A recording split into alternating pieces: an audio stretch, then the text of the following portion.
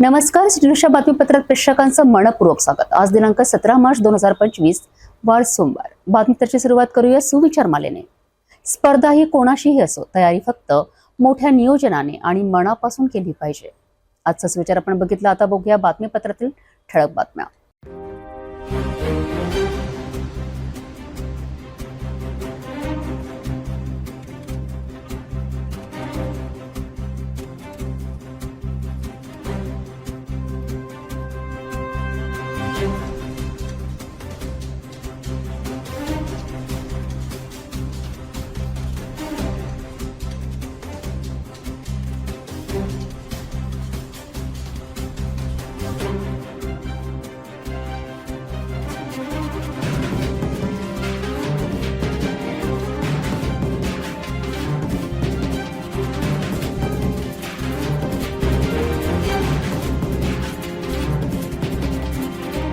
आपण ठळक बातम्या बघितल्या। आता घेऊया छोटासा ब्रेक। शादी और ब्याह की शुरुआत आराधना साड़ी के साथ।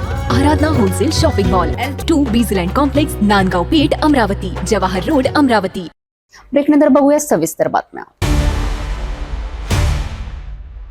प्रशासनाच्या हलगर्जीपणामुळे एक भीषण अपघात घडला आहे। पन्नालाल नगर परिसरात ट्रक रिव्हर्स घेत असताना रस्ता खचला आणि तो ट्रक थेट नाल्यात कोसळला। या अपघातात चालक आणि वाहक गंभीर जखमी झाले आहेत। स्थानिक नागरिकांनी वारंवार या रस्त्याच्या दयनीय स्थितीबद्दल तक्रारी सुद्धा दाखल केल्या होत्या, परंतु प्रशासनाने दुर्लक्ष केले आणि आज त्या निष्काळजीपणाची मोठी किंमत मोजावी लागली। हे संपूर्ण प्रकरण काय आहे? प्रशासनाची झोप कधी उघडणार? पाहूयात सविस्तर रिपोर्ट। पन्नालाल नगरच्या मागील परिसरात एक ट्रक गिट्टीने भरलेला रिव्हर्स घेत असताना रस्ता पोकळ असल्याने ट्रकच्या वजनाने तो खचला आणि ट्रक नाल्याच्या सुरक्षा बॅरिगेड्स तोडत 2 ते 3 पलटणी घेत चक्क नाल्यात पडला। या नाल्या शेजारी सिटी न्यूजचे प्रबंध संपादक डॉक्टर चंदू सोजितिया यांचे निवासस्थान आहे आणि त्यांच्या निवासस्थानालगत ही घटना घडली। चंदू सोजितिया यांचे निवासस्थान आणि नाला यामधून जाण्यासाठी छोटासा रस्ता आहे, मात्र हा रस्ता अत्यंत अरुंद आणि पोकळ आहे। या ठिकाणी नालीच्या बांधकामासाठी गिट्टीची वाहतूक करणारा ट्रक आला असता गल्ली छोटी असल्याने मागील बाजूस जाण्यासाठी तो रिटर्न घेत असताना त्याच्या वजनामुळे रस्ता खचला आणि हा अपघात घडला। ये पन्नालाल नगर का नाले का पुल, जिसे कई बार सूचना दी थी कि यह पूरा पुल पोकल है। अंदर से भी अभी देखिए पूरा पोकल है और यहाँ से काम चालू होने के बाद यहाँ से ट्रक पूरा का पूरा आज नीचे पलट गया, जिसमें 2 से 3 लोग घायल हो गए हैं। बहुत बार इस काम की कई दिन तक महानगर पालिका ने यह रास्ता भी पूरा बंद करके रखा, लेकिन कोई सोल्यूशन नहीं निकला। अभी आप देख रहे हैं रास्ता पूरा अंदर तक 10-15 फुट तक पूरा नीचे पोकल है और इसपे से ट्रक यहाँ पर, हालांकि रास्ता तो स्कूटर के लिए भी बंद करके रखा था, लेकिन ट्रक यहाँ पे आज रिवर्स मारा और पूरा नीचे आप देखते हैं ट्रक पूरा नीचे 2-3 पलटी खाकर नाले के अंदर गया। अब ये ट्रक को बाहर भी निकालना है और कुछ लोग यहाँ पे घायल पड़े हैं। महानगर पालिका आयुक्त सचिन कलंदर साहब को भी फोन पे बात हुई, वो भी अपनी टीम लेकर राजापेट पुलिस स्टेशन को भी सूचना दी गई, वो भी यहाँ पे आ रहे हैं। बहुत तुरंत अर्जेंट में ये इमरजेंसी में ये पुल सुधारने का काम है और रोड वापस बंद करना पड़ता है, क्योंकि और भी यहाँ पे किसी प्रकार से हो सकता है। रोड पहले भी 4 महीने बंद रहा, लेकिन कोई भी सोल्यूशन इसका निकला नहीं। लोगों ने आने जाने के लिए यह घर पूरा खुला छोड़ दिया।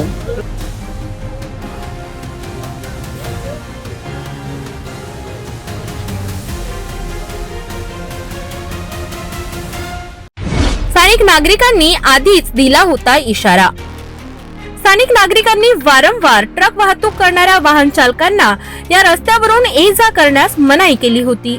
हा रस्ता अत्यंत पोकळ असल्याने कधीही दुर्घटना होऊ शकते याचा अंदाज स्थानिक नागरिकांनी यापूर्वीच व्यक्त केला होता, कारण या रस्त्याचे काम अत्यंत निकृष्ट दर्जाचे केले आहे आणि तोच अंदाज आज खरा ठरला।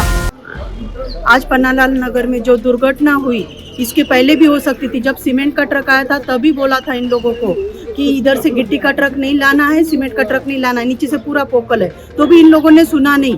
और आज गिट्टी का ट्रक लाया, आज इसकी हालत देखो क्या चीज है करके।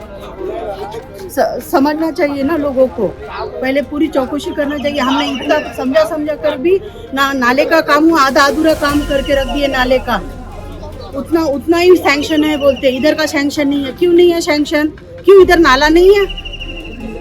हर चीज का यही रहता, हमारी लिमिट इतनी है, हमारी लिमिट इतनी है। नीचे पोकल था ना पूरा है गया। नीचे पोकल था, मैंने उस दिन सीमेंट के ट्रक वाले को रुका के बोला कि इधर से मत लाओ करके, फिर भी उन्होंने आज गिट्टी का ट्रक लेकर आए, तो हो गई दुर्घटना आज। और सीमेंट के ट्रक वाले को पूछना मैंने रोका था कि नहीं करके। घर को भी धोखा है आज, हमारे घर को भी धोखा है, दूसरा रास्ता नहीं है हमारे घर को। अब कौन करके दे रहा है ये? अरे महानगर पालिका आयुक्त को बोला, वो भी आ रहे, इंजीनियर भी आ रहे, सारे आ रहे अभी। अरे सब देख के जाते भैया, बस हादसा होने के बाद में सुधारना होती है अपने के, सभी पूरा अपने भारत का रिवाज है पूरा ये। हाँ रिवाज है, पर देखना चाहिए ना पहले। अब इतना बड़ा हादसा हो गया वो लोग। आज पन्नालाल नगर के इस नाले के पास में ऐसी दुर्घटना हुई है। ऐसी दुर्घटना कहीं होनी नहीं चाहिए, लेकिन ये यहाँ के नाले का काम चल रहा था, बहुत पोकल हो गई है अंदर से। इसका निवेदन दिया गया तो सुलभाताई ने काम शुरू करवा दिया, लेकिन पूरी नाली के हमने चाहा था कि पूरे नाली को वो दीवार बनाए। तो इसके लिए यहाँ के सभी नागरिकों के साथ मिलके, हमारी यहाँ पे दीदी रहती है सोना दीदी गहलोत, इनके घर के पास ही ये नाली है। तो हम सभी नागरिकों ने जाकर इसका निवेदन भी दिया, लेकिन सुलभाताई हमको मिली नहीं उस समय, तो वो शायद उनके कानों तक वो बात पहुंची नहीं हो, ये दुर्घटना ना हो, इसीलिए हम कब से प्रयास कर रहे थे। पर आज ये दुर्घटना हो ही गई, तो इसके ऊपर जल्दी से एक्शन लिया जाए और इस नाली का जो पोकल है वो पूरा हिस्सा पूरा भरा जाए, दीवार बनाई जाए। ऐसी सभी नागरिकों की तरफ से हमारी सबकी विनती है। गिट्टी वाहून जाणारा ट्रक चक्क नाल्यात उतरला आणि या अपघातात ट्रक चालक आणि वाहक दोघेही जखमी झाले।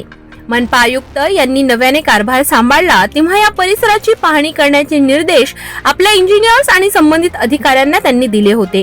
त्यावेळी प्रशासनिक अधिकारी त्या ठिकाणी येऊन पाहणी केली आणि या संबंधित योग्य त्या उपाययोजना लवकरच करण्याचे आश्वासनही त्यांनी दिले।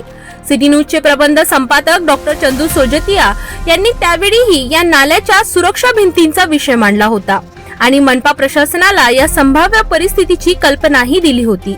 त्यावेळी तात्पुरती धातुरमातुर कारवाई करत नाल्याची सफाई करण्यात आली, मात्र मनपा आयुक्तांचे निर्देश मिळूनही अद्यापही त्यांची पूर्तता झालेली नाही। त्यावेळचे नगरसेवक मिलिंद बांबल यांच्या श्रेय लुटण्याच्या राजनीतिक स्वार्थापोटी त्यावेळी या परिसरातील ही कामे रखडली गेली। माजी नगरसेवक मिलिंद बांबल यांनी त्यांच्या राजनीतिक स्वार्थात या विषयाला अडकवून ठेवले, त्याचे कुठलेही निरासन केले नाही अशी चर्चा स्थानिक नागरिकांमध्ये सुरू आहे। ही घटना घडताच डॉक्टर चंदू सोजतिया यांनी घटनेची माहिती राजापेठ पोलिसांना आणि मनपा आयुक्तांना दिली। माहिती मिळताच राजापेठ पोलिसांनी घटनास्थळी दाखल होत स्थानिक नागरिकांच्या समस्या ऐकून घेतल्या आणि संबंधित कारवाई करण्याचे आश्वासन दिले। त्याचप्रमाणे मनपा उपायुक्त भूषण पुसदकर आपल्या सहकाऱ्यांसोबत या ठिकाणी आले, त्यांनीही परिसर आणि घटनेची पाहणी केली, संबंधित तक्रारींची पूर्तता करण्याचे आश्वासन त्यांनी दिले। कब होगा ये? ऐसा होगा बस, ऐसा होने के बाद में वो बरोबर करेंगे पहले और बाद में वाल हो जाएंगे, ऐसा कुछ प्रॉब्लम नहीं उसमें। क्या भैया हमारी गलती नहीं है, तुम्हारी गलती नहीं है, पर तुम्हारे को मैं उस दिन बोला था कि पूरा पोकल है। बरोबर है, लेकिन जो ठेकेदार है हाँ दीपक भी, इन्होंने इधर से नहीं डालने को होना था। नहीं तो मैंने वो भी रोका था, परसों दिन भी रोका था। आपकी बात ठीक आहे ठीक आहे, आता तुम्ही शांत राहा म्हटलं। आता शांत नाही, आता आम्हाला नाही, रस्ता ऐका नाही ना, आता जी घटना घडली त्या अनुषंगाने पुढील जी कार्यवाही राहील म्हणजे ते होणार, बरोबर आहे? ए, खड़े रहो, करो ये आप ही जाएंगे तो भी क्रैक हो गया, नहीं तो पूरा क्रैक हो गया। सिटी न्यूजने यापूर्वी देखील संबंधित विषयाला घेऊन बातमी दाखविली होती, संभाव्य समस्या सुद्धा आपल्या बातमीच्या माध्यमातून मांडल्या होत्या। आज परत हा अपघात झाला, आता तरी प्रशासन यावर काही उपाययोजना करेल का हे पाहणे महत्त्वाचे आहे। वेळीच या समस्येकडे जर लक्ष दिले असते तर आज हा अपघात झाला नसता। प्रशासन कुठल्या मोठ्या घटना होण्याची वाट पाहतंय का? कुठला अपघात झाल्यानंतरच प्रशासनाला जाग येते का? असे प्रश्न स्थानिक नागरिकांनी संताप व्यक्त करत माध्यमांसमोर मांडलेत। आता तरी प्रशासन जागे होईल का? प्रशासनाला काही दुर्घटना घडल्याशिवाय जाग येत नाही का? आता तरी कायमस्वरूपी उपाययोजना केल्या जातील का? प्रशासनाच्या पुढील कृतीवर संपूर्ण शहराचे लक्ष लागले आहे. हा अपघात झाल्यानंतर आता प्रशासनाला जाग येणार आहे का? अजून किती लोकांच्या जीवावर उठणार आहे ही निष्काळजी व्यवस्था? आज जर वेळीच हे काम पूर्ण झाले असते तर हा अपघात टाळता आला असता. आता तरी नागरिकांच्या सुरक्षेसाठी ठोस पावलं उचलली जातील का? ही अजूनही मोठा अपघात होईपर्यंत प्रशासन झोपेतच राहणार. सिटी न्यूजने या समस्येवर आधीही आवाज उठवला होता आणि यापुढेही उठवत राहतील.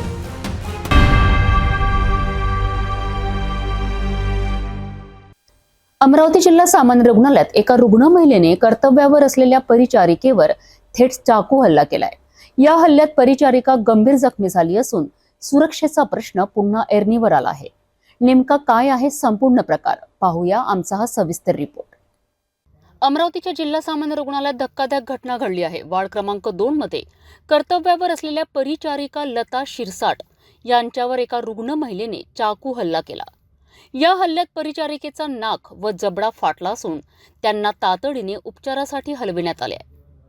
परिचारिकेने आपल्यावर झालेल्या हल्ल्याबाबत प्रतिक्रिया देताना सांगितले की हा हल्ला झाला तेव्हा कोणीही मदतीला आले नाही. उपस्थित रुग्ण व नातेवाईकांसमोर हा प्रकार घडला. माझं नाव लता काशीनाथ शिरसाट आहे. मी वार्ड नंबर 2 मध्ये अधिपरिचारिका म्हणून काम करते. मी प्रॉपर अकोल्याची राहणारी आहे. काल इव्हिनिंगला माझी नाईट ड्युटी होती. ड्युटीला आलेली असताना वार्डमधील पेशंट 7:55 ॲडमिट झाला. प्राची बावणे सिस्टरांनी तिला ट्रीटमेंट वगैरे सर्व दिली. त्याच्यानंतर थोड्या वेळाने दुसरा पेशंट ॲडमिट झाला आणि त्या पेशंटला ट्रीटमेंट द्यायला गेली असता ते सिस्टर म्हणे मला काही गोळ्या वगैरे काही नाही आहेत का मावशी? पेशंट मला असं विचारत होता. म्हटलं बाई तुला ट्रीटमेंट दिली सर्व, जर काही असेल तर बघते आणि देते, सलाईन चालू आहे तुम्हाला. एवढं बोलल्याच्या नंतर गेली. मग ती मला काहीच बोलली नाही. थोड्या वेळाने राहिली एक हॉस्पिटलमधलाच कर्मचारी तिच्याजवळ येऊन बसला. मी त्याला म्हटलं गळ्यात टाय बी आहे, पेशंटच्या बेडवर बसलं नाही पाहिजे, दादा स्टूलवर बसा तुम्ही. थोड्या वेळाने अजून तो परत गेला, परत त्या बाईजवळ जाऊन बसला आणि त्याच्यानंतर तिने हातामधल्या सलाईना तोडून टाकल्या. त्याचं नाव आहे सागर श्रीरामे. पेशंटचं आपले इरविनच्या नातेवाईकाचं नाव. थोड्या वेळानं तिने हातातल्या सलाईना तोडल्या आणि हिला मारून घेतो, हिचा गडा कापतो, हिला बघून घेईल. थोड्या वेळात तिने उभ्याने अंग खाली टाकून दिलं. पुन्हा तिला सेटल केलं. त्याच्यानंतर मी रायटिंग वर्क करत बसले. तेवढ्यात तिने बेडहून आल्यावर माझ्या अंगावर डायरेक्ट वार केला. त्याच्या अगोदर मी पोलीस इन्फॉर्म पाठवलं. नंतर आपल्या चौकीमधले एक पोलीसवाले आणि हा सागर श्रीरामे यानं त्या बाईला पुन्हा वार्डमध्ये आणलं. जसं वार्डमध्ये आणलं तसं माझ्या अंगावरती पोलिसांच्या समोर आणि सागर श्रीरामेच्या समोर चाकूने वार केले आणि त्या बाईने मी रूममध्ये जाऊन दरवाजा बंद केला असता दरवाजा तोडला. त्याचे फोटो पण काढले. दरवाजा तोडलेला आहे आणि मला वाचवण्याला वार्डमधून एकही पेशंटचा नातेवाईक आला नाही. खूप सारे माणसं वार्डमध्ये होते पण एकानेही मला मदत केली नाही. मला वाचवा कोणीतरी मदतीला या बाईच्याकडे चाकू आहे अशी सांगत होती, पण ना गार्ड आला ना पोलीसवाले आले. पोलीसवाले तिथं उभेच होते पण ना त्यांनी मला वाचवलं ना मला गार्डनी वाचवलं. या घटनेची तक्रार सिटी कोतवाली पोलीस स्टेशन येथे दाखल करण्यात आली आहे. मात्र परिचारिकेचा आरोप आहे की हा वाद झाल्यानंतर पोलिसांना माहिती दिली होती पण पोलीस उपस्थित असूनही काहीच कारवाई केली नाही. या हल्ल्यानंतर ही महिला रुग्णालयातून पसार झाली होती. मात्र पोलिसांनी तिला अटक करून यवतमाळ महिला सुधारगृहामध्ये दाखल केले आहे. आता पोलीस या महिलेने चाकू रुग्णालयात कसा आणला आणि हल्ल्याचे नेमके कारण काय याचा तपास करीत आहे. रुग्णालयात सुरक्षेचा प्रश्न गंभीर बनला आहे. कर्तव्य बजावणाऱ्या परिचारिकेवरच अशा प्रकारे हल्ला होणे धक्कादायक आहे. हा हल्ला नेमका कशामुळे झालाय, पोलिसांची कारवाई कितपत ठोस असेल याकडे आता सर्वांचे लक्ष राहिले आहे. ब्राह्मणवाडा थडी येथे श्री छत्रपती बौद्धिस्ट संस्थेतर्फे शिवजयंती निमित्त आयोजित भव्य कीर्तन सोहळ्याला मोठ्या जनसमुदायाचा उत्स्फूर्त प्रतिसाद मिळाला. सुप्रसिद्ध समाज प्रबोधनकार हरिभक्त परायण इंदोरीकर महाराजांनी या कीर्तनातून हिंदू समाजाने एकत्रित येण्याचे महत्त्व पटवून दिलेत. या संदर्भात सविस्तर माहिती जाणून घेऊया. चांदूरबाजार तालुक्यातील ब्राह्मणवाडा थडी येथे श्री छत्रपती बहुउद्देशीय संस्थेतर्फे भव्य शिवजयंती उत्सवाचे आयोजन करण्यात आले होते. या निमित्ताने हरिभक्त पारायण इंदुरीकर महाराजांची कीर्तन आयोजित करण्यात आले. महाराजांच्या प्रभावी कीर्तनाला हजारोंच्या संख्येने भाविकांनी उपस्थिती दर्शवली. कार्यक्रमाची सुरुवात छत्रपती शिवाजी महाराजांच्या पुतळ्याच्या पूजनाने झाली, ज्याचे विधिवत पूजन हरिभक्त पारायण इंदुरीकर महाराजांच्या हस्ते करण्यात आले. संस्थेचे संस्थापक आकाश दाभाडे यांनी या कार्यक्रमाच्या यशस्वी आयोजनात महत्त्वपूर्ण भूमिका बजावली. प्रमुख मान्यवर म्हणून गावचे पोलीस पाटील बाळासाहेब सोनार, ठाणेदार उल्हास राठोड, सरपंच पद्मा मेस्कर तसेच विविध सेवाभावी संस्थांचे पदाधिकारी उपस्थित होते. या सोहळ्याचे आयोजन अत्यंत भव्य स्वरूपात करण्यात आले होते. या कार्यक्रमाचे सूत्रसंचालन साक्षी पवार यांनी केले, तर आभार प्रदर्शनही त्यांच्या हस्ते व्यक्त करण्यात आले. ब्राह्मणवाडा थडी येथे शिवजयंतीनिमित्त झालेल्या या भव्य कीर्तन सोहळ्याने समाज प्रबोधनाचा संदेश दिलाय. हरिभक्त पारायण इंदुरीकर महाराजांनी हिंदू समाजाच्या एकजुटीचे महत्त्व स्पष्ट केलेत. अशा कार्यक्रमांमधनं समाजात एकात्मतेचा संदेश पोहोचतो. या कार्यक्रमाच्या यशस्वीतेसाठी आकाश दाभाडे व त्यांच्या संपूर्ण टीमचे विशेष योगदान राहिलेत.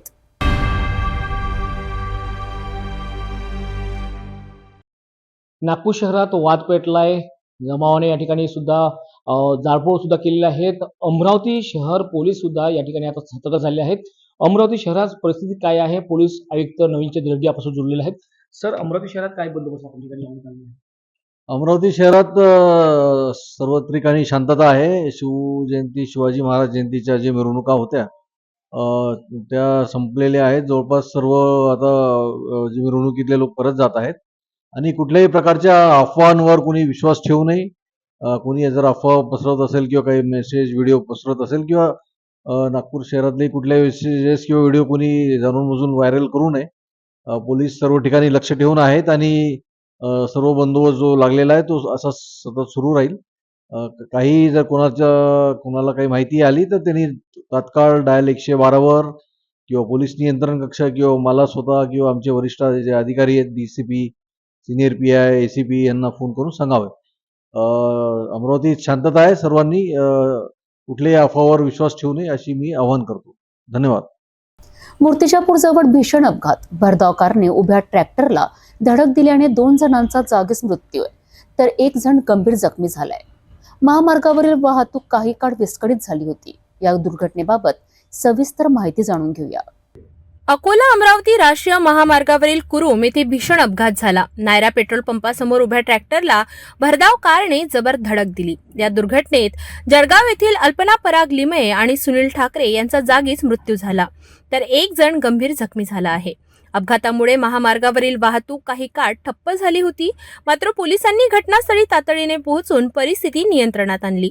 अपघाताचे नेमके कारण अद्याप अस्पष्ट आहे. हा अपघात नेमका कशामुळे झाला?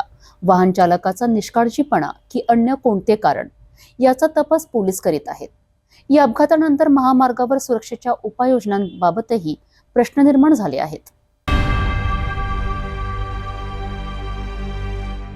मकर संक्रांतीच्या दिवशी अकोला जिल्ह्यातून महिलांच्या गळ्यातील सोनसाखळ्या हिसकाविण्याच्या घटनांनी खळबळ उडवली होती. या गुन्ह्याची गांभीर्याने दखल घेत पोलिसांनी तांत्रिक तपास व गुप्त माहितीच्या आधारे तपास सुरू केलाय आणि अखेर या गुन्ह्यातील आरोपींना बेड्या ठोकण्यात पोलिसांना यश आले आहेत. अकोला जिल्ह्यातील बोरगाव, मंजू आणि मूर्तिजापूर शहरात मकर संक्रांतीच्या दिवशी झालेल्या चेन स्नॅचिंग प्रकरणाचा पर्दाफाश झाला आहे. भुसावळ येथील कुख्यात इराणी टोळीने या घटनांची अंमलबजावणी केल्याचे तपासात निष्पन्न झाले आहे. अमरावती गुन्हे शाखेने या प्रकरणातील मुख्य आरोपी हसन अली उर्फ अशू याला अटक केली आहे. त्याच्याकडून मिळालेल्या माहितीनुसार त्याचे 3 साथीदार मुस्तफा इसा अली, हुसैन जाफर अली आणि महू जाफर अली यांचा देखील गुन्ह्यात सहभाग असल्याचे स्पष्ट झाले आहे. पोलिसांनी आरोपीच्या घरातून 2,34,000 रुपये किमतीचे सोन्याचे दागिने आणि 70,000 रुपये किमतीची पल्सर मोटरसायकल जप्त केली आहे. ही धडक कारवाई पोलीस अधीक्षक बच्चन सिंह, अप्पर पोलीस अधीक्षक अभय डोंगरे यांच्या मार्गदर्शनाखाली स्थानिक गुन्हे शाखेचे पोलीस निरीक्षक शंकर शेळके आणि त्यांच्या पथकाने केली. आरोपींना पोलिसांनी ताब्यात घेतल्याने स्थानिक नागरिकांमध्ये समाधानाचे वातावरण आहे. मात्र असे गुन्हे पुन्हा घडू नयेत यासाठी पोलिसांनी अधिक सतर्क राहण्याची गरज आहे. अकोला रेल्वे स्थानक परिसरात दिवसाढवळ्या चोरट्याचा थरार पाहायला मिळालाय. एका महिलेच्या गळ्यातील मंगळसूत्र हिसकावून चोरटा पळाला. मात्र पतीने त्याचा पाठलाग केल्याने चोरट्याने त्याच्यावरच हल्ला केला. या घटनेनंतर परिसरात दहशतीचं वातावरण निर्माण झालं आहे. अकोला रेल्वे स्थानक परिसरात एका हॉटेल समोर ही घटना घडली. हेमंत गावंडे यांनी पत्नीच्या गळ्यातील मंगळसूत्र चोरून पडणाऱ्या चोरट्याचा पाठलाग केला. मात्र चोरट्याने थेट हेमंत गावंडे यांच्यावरच दगडाने हल्ला केला. या हल्ल्यात ते गंभीर जखमी झाले असून त्यांच्यावर खासगी रुग्णालयात उपचार सुरू आहे.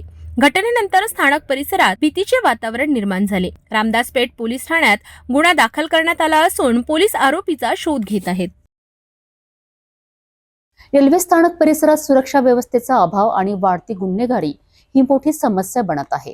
या घटनेनंतर नागरिकांमध्ये भीतीचे वातावरण असून पोलिसांनी आरोपीला लवकरात लवकर अटक करून कठोर कारवाई करावी अशी मागणी होत आहे. अकोल्यात बेकायदा पोपट विक्री प्रकरणात वन विभागाने मोठी कारवाई केली आहे. गुरांच्या बाजारात सुरू असलेल्या पक्षी विक्रीवर छापा टाकत 6 पोपटांची सुटका करण्यात आली आहे.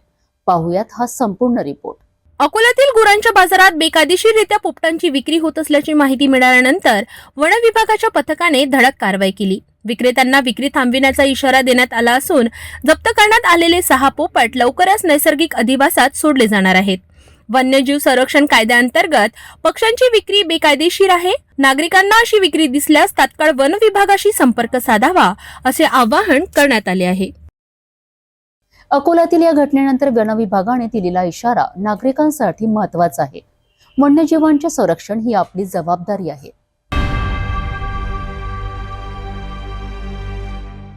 मूर्तिजापूर शहरात आज सकाळी रेल्वे स्टेशन परिसरात एका 25 वर्षीय इसमाचा मृतदेह आढळल्याने परिसरात एकच खळबळ उडाली आहे.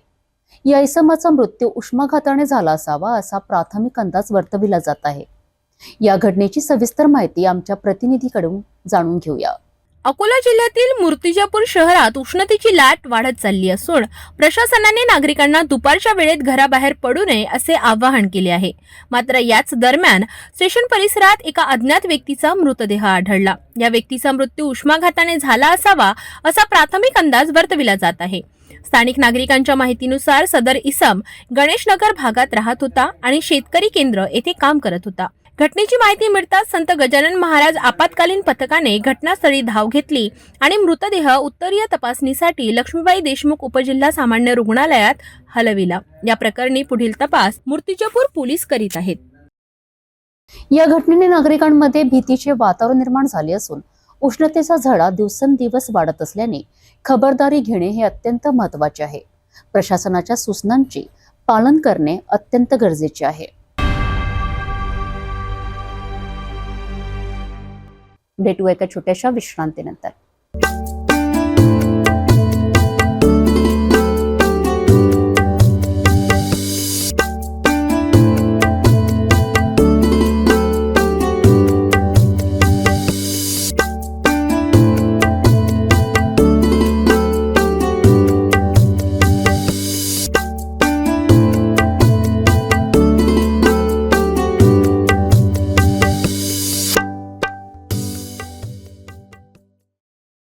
घर का सारा फर्नीचर दीमको और सीलन से बस 1 साल में खराब हो गया है. कोई बात नहीं, अब आपके घर की खूबसूरती बढ़ाने के लिए अम्बा मॉड्यूलर लाया है डेकोर प्लास से निर्मित यूपीवीसी मटेरियल में घर के सभी फर्नीचर, वो भी जल रोधक, दीमक प्रूफ, गुणवत्तापूर्ण, अग्निरोधी, पर्यावरण के अनुकूल, किफायती और 17 साल के वारंटी के साथ. मॉड्यूलर किचन, वार्डरोब, बेड, मंदिर, अलमारी, TV unit, study table, sliding अलमारी, ऑफिस फर्नीचर और अन्य सभी अब बनाइए आपके हिसाब से. फ्री विजिट और फर्नीचर डिजाइन के लिए आज ही विजिट करें अम्बा मॉड्यूलर, गोंड बाबा मंदिर के पास, MIDC से दस्तूर नगर रोड, अमरावती. डेकोर प्लास्ट के साथ एक कदम आगे. विश्रांतीनंतर पुन्हा आपले स्वागत. यवतमाळ जिल्हा म्हणजे शेतकरी आत्महत्यांसाठी खूप प्रसिद्ध जिल्हा. मात्र आता ही परिस्थिती बदलणार का? नव्याने रुजू झालेले जिल्हाधिकारी विकास मीना यांनी स्पष्ट संकेत दिले आहे की शेतकऱ्यांच्या आत्महत्या रोखण्यासाठी ठोस उपाययोजना राबविणार आहेत.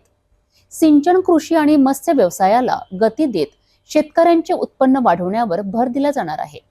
काय आहेत त्यांच्या योजना पाहूयात या खास रिपोर्टमध्ये. यवतमाळ जिल्ह्यात शेतकरी आत्महत्येचा प्रश्न गंभीर आहे. सततच्या नापिकी, कर्जाचा बोजा आणि नैराश्यामुळे अनेक शेतकऱ्यांना टोकाचे पाऊल उचलावे लागत आहे. मात्र आता नव्या जिल्हाधिकाऱ्यांनी या परिस्थितीवर नियंत्रण मिळवण्यासाठी ठोस पावले उचलण्याचे जाहीर केले आहे. सर्वांना नमस्कार. मी विकास मीना, आता नव्याने रुजू झालेला जिल्हाधिकारी यवतमाळ. ऑलरेडी मी मागे छत्रपती संभाजीनगरमध्ये COचं कार्यकाल करून या ठिकाणी आलेला आहे. तिकडे मी मुख्य कार्यकारी अधिकारी जिल्हा परिषद होतो. आता या जिल्ह्यामध्ये मला काम करण्याची संधी भेटली, ते एक गौरवाची गोष्टी आहे.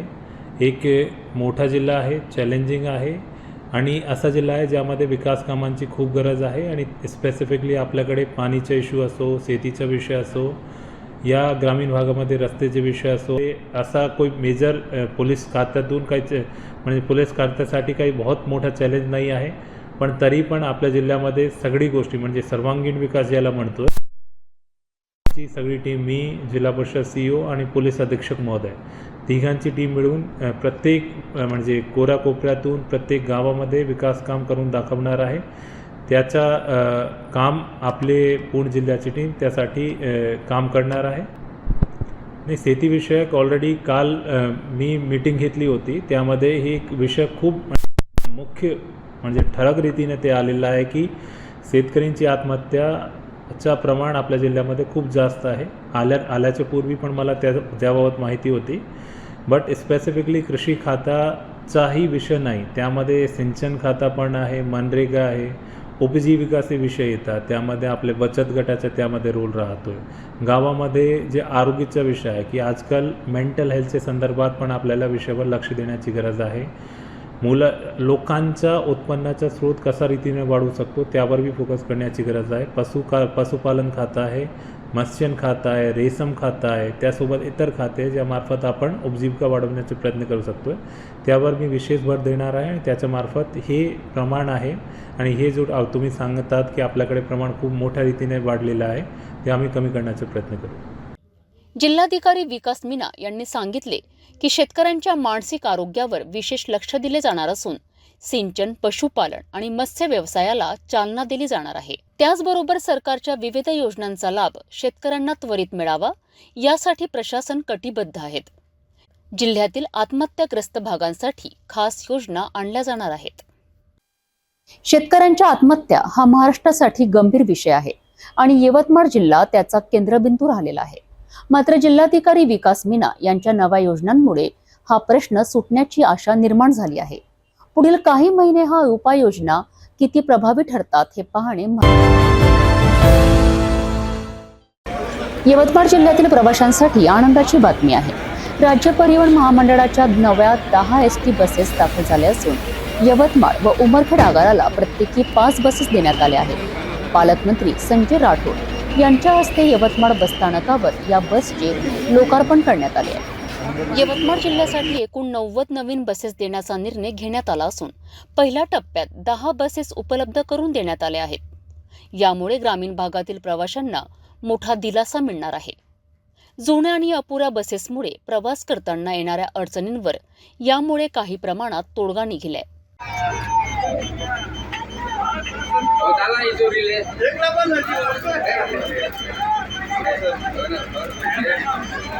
यवतमाळ जिल्ह्यात अजून 80 बसेस लवकरच दाखल होणार असून त्याचा फायदा प्रवाशांना होणार आहे. ST बस सेवा ही ग्रामीण भागातील लोकांसाठी अत्यंत महत्त्वाची आहे आणि नवीन बसेस आल्याने प्रवास अधिक सोयीस्कर होईल. औरंगजेब प्रकरणाच्या पार्श्वभूमीवर संपूर्ण राज्यभर विविध घटनांकडून निवेदने दिली जात आहे. नागपुरातील दर्ग्यासमोरील चादर अर्पण करण्यावरून झालेल्या वादानंतर तणाव वाढला असून नागरिकांनी शांतता राखावी असे आवाहन पोलीस प्रशासनाने केले आहे. नागपुरातील चिटणीस पार्क जवळ न्यू इंग्लिश स्कूल समोर काही अज्ञात व्यक्तींनी पोलिसांवर दगडफेक केल्याची घटना घडली. परिस्थिती नियंत्रणात आणण्यासाठी पोलीस प्रशासनाने अश्रू गॅस सोडला असून मोठ्या प्रमाणावर बंदोबस्त वाढवण्यात आला आहे. नागपूरच्या महाल भागात 2 गटांमध्ये झालेल्या वादामुळे वातावरण आणखी तणावग्रस्त झाले आहे. या घटनेवर प्रतिक्रिया देताना केंद्रीय मंत्री आणि नागपूरचे खासदार नितीन गडकरी यांनी नागपूरकरांना शांतता राखण्याचे आवाहन केले आहे. गडकरी म्हणाले, नागपूर हे शांतता व सौहार्दासाठी प्रसिद्ध शहर आहे. येथे जात, पंथ आणि धर्मावरून वाद होऊ नयेत. प्रशासन परिस्थितीवर कार्यवाही करेल, त्यामुळे नागरिकांनी संयम ठेवावा. नागपूर पोलिसांकडून शहरभर कडेकोट बंदोबस्त ठेवण्यात आला असून नागरिकांनी कोणत्याही अफवांना बळी न पडता प्रशासनाला सहकार्य करावे असे आवाहन करण्यात आले आहे.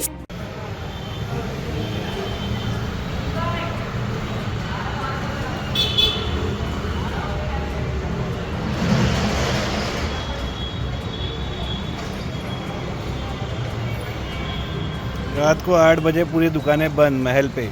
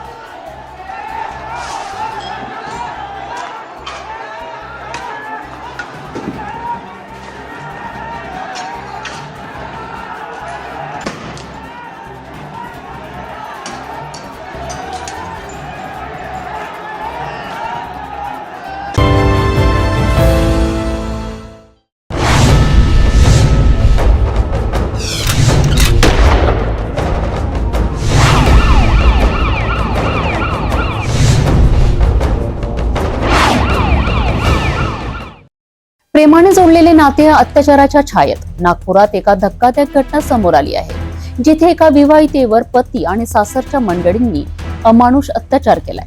महिलेच्या तक्रारीनंतर संपूर्ण प्रकार समोर आला असून यात मारहाणीचे काही व्हिडिओ देखील समोर आले आहेत. संपूर्ण प्रकरण काय आहे पाहूया सविस्तर रिपोर्ट. नागपूरच्या अष्टविनायक नगरात प्रेमविवाह केलेल्या महिलेचा छळ होत असल्याचा गंभीर प्रकार उघडकीस आलाय. विवाहितेने केलेल्या आरोपांनुसार पती, सासू, सासरे आणि नणंद वारंवार तिचा छळ करीत होते. पतीच्या दुसऱ्या महिलेशी संबंधांवर तिने आक्षेप घेतल्यावर तिच्यावर जबरदस्त हल्ला करण्यात आला. एवढंच नाही तर तिला शॉक देऊन बेदम मारहाण करण्यात आल्याचा धक्कादायक दावा महिलेने केला आहे. नमस्कार, माझं नाव सुनीता ठाकरे आहे. माझ्या संस्थेचं नाव चैतन्य जनता सामाजिक सुरक्षा कल्याण आहे.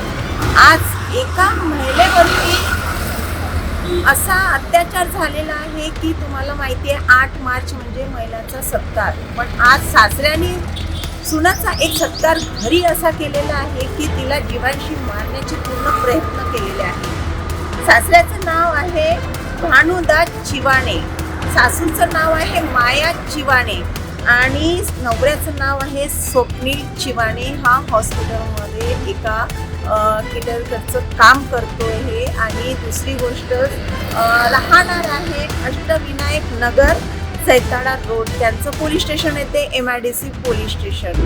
आज तिला करंट लावण्याचे सासऱ्याने प्रयत्न केले. नवरा आधी 1 तास 2 तासाच्या अगोदर घरी आला आणि यांची पूर्ण प्लॅनिंग झाली. प्लॅनिंग झाल्याच्या नंतर नवरा निघून गेला. सासरा तिच्यावरती खूप दिवसापासून वाईट नजर टाकायचा आणि तिला म्हणायचा की तू बाहेर का कुठे तोंड मारते, तुझी इच्छा मी पूर्ण करते. तिने खूपदा नवऱ्याला सांगण्याचे प्रयत्न केले, पण नवऱ्याने ह्या गोष्टीवर लक्ष नाही दिलं.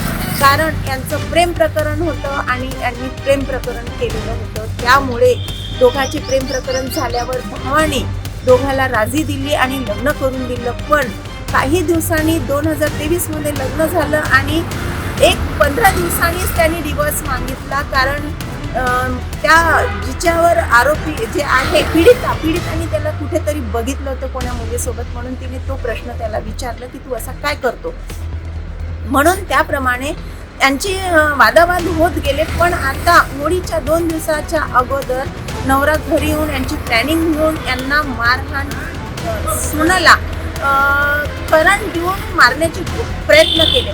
पण पहिला जो करंट लागलेला तर तिने हात झटकला म्हणून ते धावत निघाली. सासऱ्याने मागून केस ओढून तिला पटकणी दिली. त्या कारणाने तिला जिना लागला म्हणून हाताला तिला खूप मार लागलेला आहे. तिचे प्रीती स्वप्नील चिवाणे माझ्यासोबत मारहाण केली आहे सासू सासऱ्यांनी.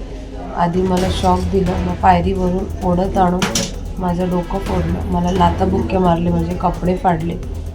सासऱ्यांनी मला खूप मारलं, दोघांनी मिळून. दोघं कोण? सासू आणि सासरे. MIDC हिंगणा. माझी फक्त इतकीच इच्छा आहे की मला न्याय मिळाला पाहिजे. जे माझ्यासोबत झालेलं आहे ज्यांनी पण माझ्यासोबत हे केलेलं आहे त्यांना कडक शिक्षा झाली पाहिजे. ही सगळी प्रीप्लॅन आहे मॅडम, कारण की म्हणजे त्याच्यात सगळे घरचे इन्वॉल्ड आहे. माझी नणंद, माझा नवरा, सासू सासरे, कारण की पूर्ण प्रीप्लॅन होतं. शॉक देणं हे सगळं त्यांचं प्रीप्लॅन. भानुदास चिवाने, माया चिवाने, निलिमा गंडे. या संपूर्ण घटनेने महिलांच्या सुरक्षेचा प्रश्न पुन्हा एकदा ऐरणीवर आला आहे. पोलिसांनी गुन्हा दाखल केला असून पुढील तपास सुरू आहे. या घटनेबाबत तुम्हाला काय वाटतंय? महिलांवरील वाढत्या अत्याचारांवर काय उपाय असावेत? तुमच्या प्रतिक्रिया आम्हाला जरूर कळवा.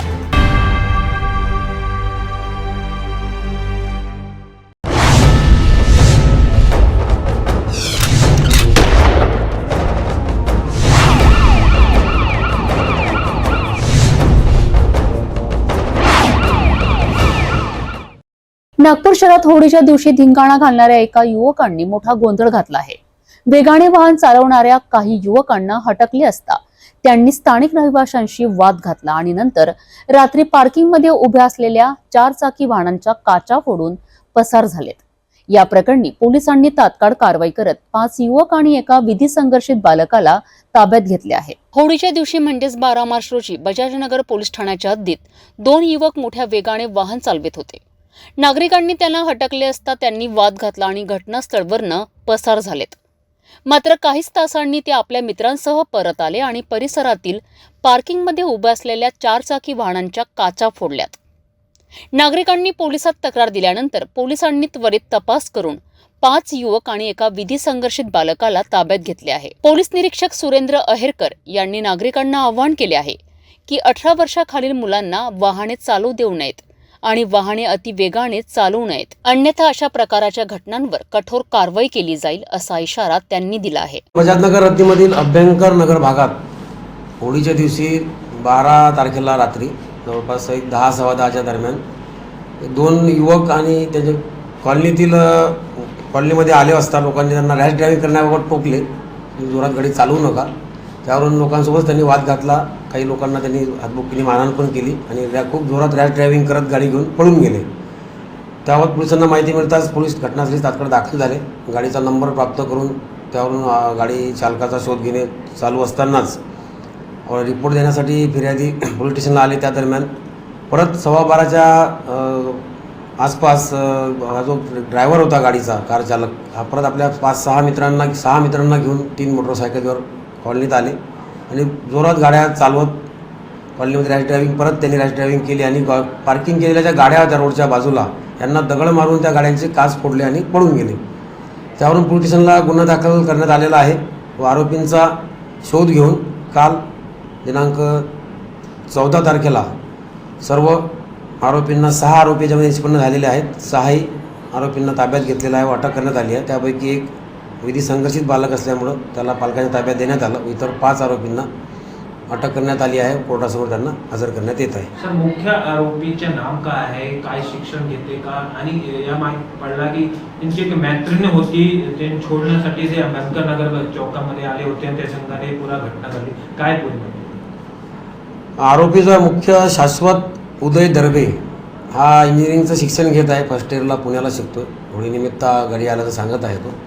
तो ज्या मैत्रिणीला सोडायला कॉलनीत गेला होता व त्यानंतर तिथं खूप जोरात गाडी चालवत असल्यामुळे लोकांनी टोकलं त्याला. त्यावरून नंतर त्यांनी हा प्रकार केलेला आहे. तरी सर्व त्या पोलीस विभागाच्या वतीने सर्व नागरिकांना व इतर लोकांना मी आवाहन करतो का मुलांकडं 18 वर्षाच्या कमी किंवा गरज नसताना गाड्या चालवायला देऊ नका. तसेच सर्व तरुण वर्गालाही आव्हान राहील की रॅश ड्रायव्हिंग, खूप जोरात गाडी चालवणे, धोकादायक स्थितीत गाडी चालवणे अशा प्रकारची कृत्य करू नका. त्यामुळे लोकांचाही जीव धोक्यात येऊ शकतो आणि तुमचाही जीव धोक्यात येऊ शकतो. आणि असं कृत्य कुणीही केल्यास कुठलीही हयगय न करता कडक कारवाई पोलिसांमार्फत विभागामार्फत करण्यात येईल. सर्वांना कायदेशीर कारवाईला सामोरे जावं लागेल. नागपूर शहरात होळीच्या दिवशी घडलेल्या या प्रकारामुळे नागरिकांमध्ये भीतीचे वातावरण निर्माण झाले आहे. मात्र पोलिसांनी वेळीच कारवाई करत संबंधित युवकांना ताब्यात घेतले आहे. 18 वर्षाखालील मुलांनी वाहन चालवणे आणि अतिवेगाने वाहन चालवण्याचे प्रकार टाळावेत असे आवाहनही पोलिसांकडून करण्यात आले आहे. पुढील तपास सुरू असून या प्रकरणात आणखी कोण सहभागी आहेत का याचीही चौकशी सुरू आहे.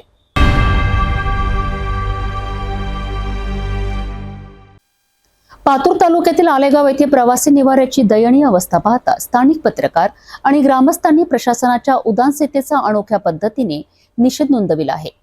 तुटलेल्या आणि धोकादायक स्थितीत असलेल्या या बस निवाऱ्याने अपघाताची शक्यता वाढली आहे. याबाबत वारंवार वृत्त प्रसिद्ध करूनही प्रशासनाकडनं कोणतीही दखल घेण्यात आलेली नाही. त्यामुळे संतप्त नागरिकांनी आणि पत्रकारांनी या निवाऱ्याला पुष्पहार अर्पण करून प्रशासनाचा निषेध व्यक्त केलाय. पाहूया सविस्तर हा रिपोर्ट. आलेगाव हे पातूर तालुक्यातील सर्वात मोठे गाव असून येथे मोठ्या प्रमाणात प्रवासी वर्दळ असते. मात्र बस स्थानकावरील प्रवासी निवारा गेल्या 4 ते 5 वर्षांपासून अत्यंत दयनीय स्थितीत आहे. छताचे पत्रे तुटलेले असून काही प्रवाशांच्या अंगावर कोसळण्याची शक्यता आहे. याबाबत पत्रकारांनी अनेक वेळा वृत्तांकन केले, मात्र प्रशासनाने कोणतीही दखल घेतलेली नाही. उन्हाळ्यात प्रवाशांना प्रचंड त्रास सहन करावा लागत आहे.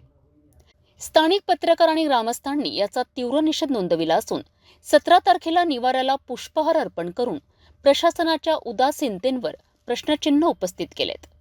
प्रशासनाने तात्काळ पावले उचलून बस निवाऱ्याची दुरुस्ती करावी अशी मागणी करण्यात आली आहे. हे आलेगाव नगरीतील प्रवासी निवारा गेल्या 4-5 वर्षापासून तुटलेला आहे आणि या प्रवासी निवाऱ्यामध्ये अनेक महिला आणि बालकं या ठिकाणी बसच्या प्रतीक्षेमध्ये असतात. परंतु गेल्या 4-5 वर्षापासून हे परिवहन प्रशासन दुर्लक्ष करीत असल्यामुळे हा प्रवासी निवाऱ्याची अशी दुर्दशा झालेली आहे आणि या गोष्टीचा आम्ही पाठपुरावा नेहमीच पत्रकार म्हणून केलेला आहे. परंतु प्रत्येक वेळी प्रशासनाने या गोष्टीकडे दुर्लक्ष केलेलं आहे आणि हा प्रवासी निवारा जर एखाद्या दिवशी जर प्रवाशाच्या अंगावर पडला तर जीवितहानी होण्याची शक्यता दाट आहे.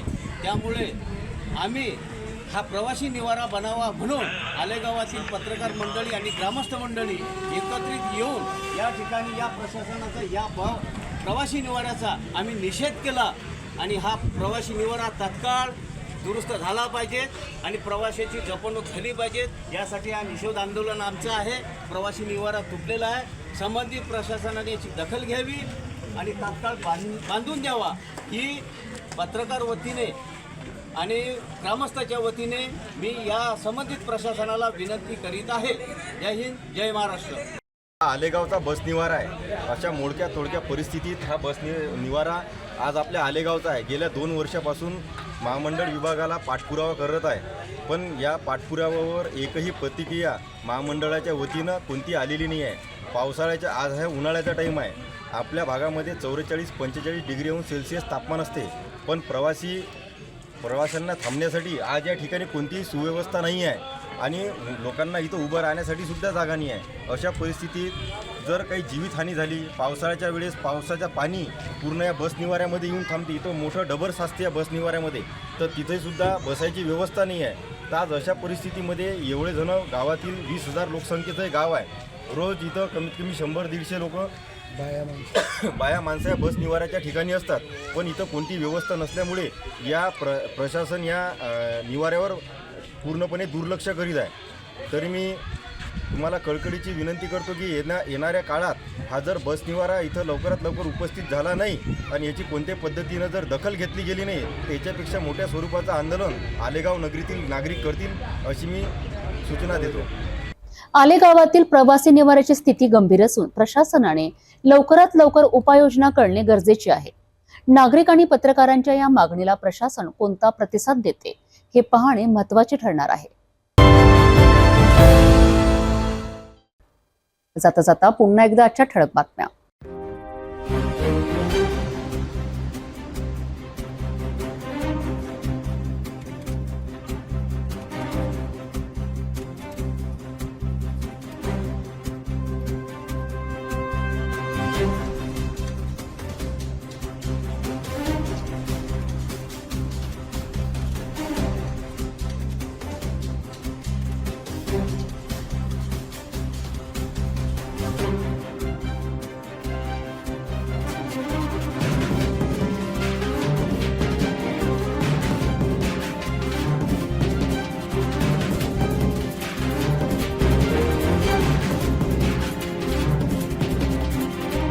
आपण आता सिटी न्यूज चॅनल आपल्या टीव्हीवर बघू शकता. यामध्ये next channel 117, Jio channel 872, GTPL channel 73, RRC 899, Fastway channel number 256 तर सिटी केबल चॅनल 92 वर.